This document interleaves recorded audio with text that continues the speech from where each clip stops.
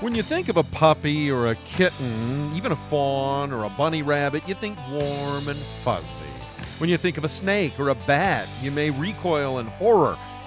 Bears sort of cover both emotions, cute, cuddly teddy bears or roaring, snarling grizzlies. The Michigan DNR's Katie Keene says black bears are nowhere near as ferocious as grizzlies, but they definitely deserve our, as Aretha Franklin put it, R-E-S-P-E-C-T. They're a wild animal. They're unpredictable, just like any wild animal is. You don't know what they're going to do. We could kind of guess what they might do, but you don't know.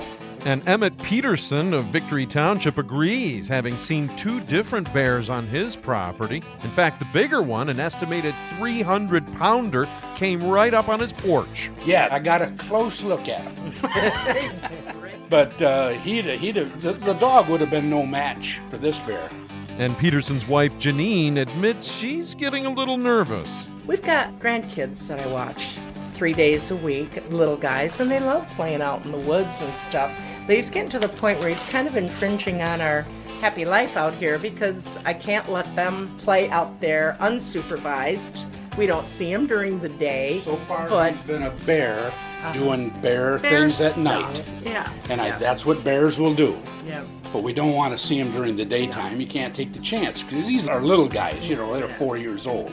Emmett Peterson is no newcomer to bears, having hunted bear in the Upper Peninsula for decades. And he says the Lower Peninsula is starting to feel like the Upper Peninsula. I have heard more bear stories this year than at any other time. I've worked with some of the people that are up here in Hamlin, and I don't think they're the same bears that I'm seeing. They're having problems the same day. So there's more bear. Just how worried is he? He hasn't damaged anything here. We do worry about the grandkids because they're all small, and we got Belle the Wonder Dog, but she's no match for this bear, but she's doing exactly what she's supposed to do. Let us know.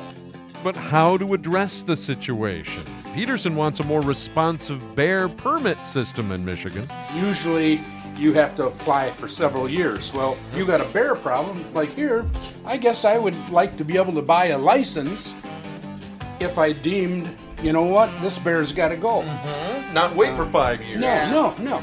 And wife Janine is hoping the state does step in to keep such bears at bay. He's getting entirely too comfortable, though.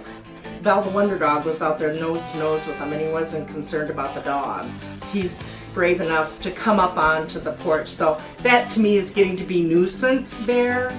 But the DNR's Katie Keene is not convinced it's action time yet. When you consider the amount of people we have in Michigan who live and play, camp, hike, work up in the great north, very rarely are there occurrences. Black bears are shy. They typically figure out where you are and they're gone. Although the problem is they come back. So far, Keene and other state officials are basically saying we need to get used to this new reality. We need to learn to live with bears, see them as our neighbors. In a way, a forced desegregation program. In fact, the state is siding with groups like the Michigan Bear Hunters Association, which openly calls for more bears on the landscape. And that's not such great news to folks who've had their bird feeders raided and their garbage cans overturned. And it's worse news for some residents who own their own businesses. We'll explore that aspect in the next segment of our Beware the Bears series.